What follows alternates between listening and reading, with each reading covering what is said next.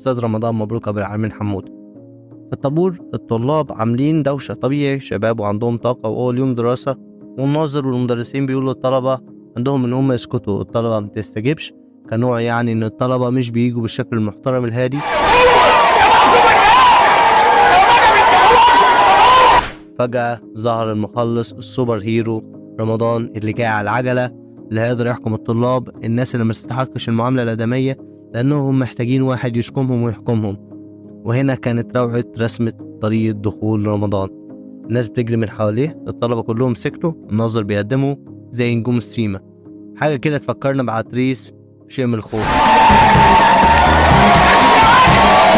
والآن مع كلمة الأستاذ رمضان مبروك أبو العالمين حمودي. المهم إن رمضان أول ما بيدخل الطلبة بتسكت، وده عشان إيه؟ عشان هو معلم شديد وقادر يحكم الطلبة، ده عارف عنهم مين راح شرب سجاير في